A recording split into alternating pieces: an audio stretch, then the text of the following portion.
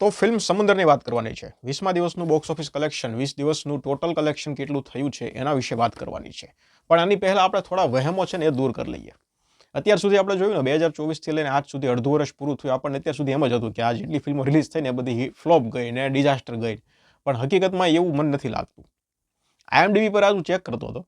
IMDb પર જો હું તમને નામ આપું ફિલ્મમાં, સમંદર છે, જગત છે, ડેની જીગર છે, જમકુડી છે, પછી ત્રિશા ઓન ધ રોક્સ છે. આ બધી ફિલ્મના બજેટ મેં જોયા ને બધાના 5 કરોડ બજેટ ફિક્સ જ, 5 કરોડ રૂપિયા બજેટ. બધાના થોડા સરખા બજેટ હોય યાર.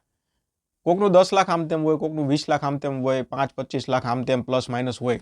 આ તો કેવું કે ભાઈ ઇન્ફોર્મેશન છે, નાખવાની છે, 5 કરોડ નાખી દો. અને હું તો એક શ્યોરિટી સાથે કહું છું કે 5 કરોડ રૂપિયા બજેટ બતાવ્યું છે એનો મતલબ એમ જરી કંઈ નથી કે આ લોકો બજેટ ઓછું બતાવી રહ્યા છે. વધારે જ બતાવી રહ્યા છે. કેમ વધારે બતાવી રહ્યા છે હવે એ મારે ડિટેલમાં તમને કહેવાની જરૂર નથી. મારી કરતાં તમે બધા વધારે હોશિયાર છો, તમને બધાને ખબર જ છે. એટલે આપણે એવું માનીને ચાલીએ કે IMDbમાં જે બજેટ બતાવે છે ને આ લોકો, એના કરતાં હંમેશા બજેટ ઓછું જ હોય છે. આ સીધી સાદી દેશી ભાષામાં વાત તમને કરું. ગુજરાતી ફિલ્મનું બજેટ IMDbમાં જે બતાવે છે એના કરતાં બજેટ હંમેશાને માટે ઓછું જ હોય છે. આ તમે પકડીને ચાલો. ઘણા મેકર્સોને હું કહું છું કે ભાઈ ફિલ્મનું બજેટ કેટલું છે, તો ત્યાંથી કાંઈ ઇન્ફોર્મેશન પણ નથી આવતી. ઇન્ફોર્મેશન આપતા જ નથી. એટલે સીધી જ વાત છે, બજેટ હંમેશાને માટે ઓછું થશે.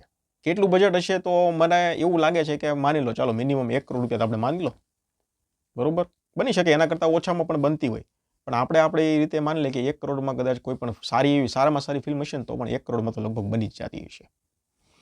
એટલે જે હોય એ આપણે વાત કરી લઈએ કે 19મા દિવસનું કલેક્શન 4 લાખ રૂપિયા આવ્યું હતું સમંદરનું, અને 20મા દિવસે 3 લાખ રૂપિયા કલેક્શન આવ્યું.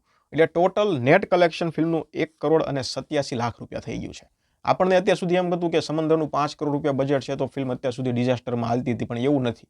તમે મિનિમમ 1 કરોડનું બજેટ માની લો તો પણ આ ફિલ્મ અત્યારે હિટ ઉપર થઈ ગઈ છે, એટલે સુપર હિટ થઈ ગઈ છે.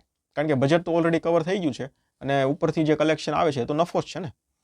એટલે હવે ક્યાંક ને ક્યાંક OTT સાથે ડીલ થાય તો ત્યાંથી પણ થોડા ઘણા પૈસા જે આવે એ, એટલે ફિલ્મ ભાઈ હિટ સુપર હિટ થઈ ગઈ છે.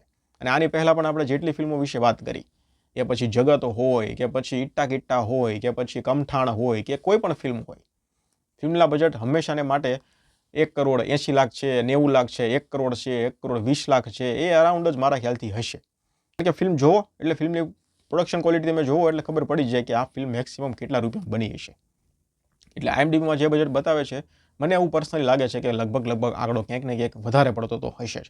તમારું શું માનવું છે મને કમેન્ટ સેક્શનમાં જણાવો. અને આ ગુજરાતી ફિલ્મો જે અત્યારે બની રહી છે એ કેટલા બજેટમાં મેક્સિમમ બનતી હશે, તમારો જે કાંઈ પોઈન્ટ ઓફ વ્યૂ હોય ને મને કમેન્ટ સેક્શનમાં જણાવો એટલે કંઈક ખબર પડે.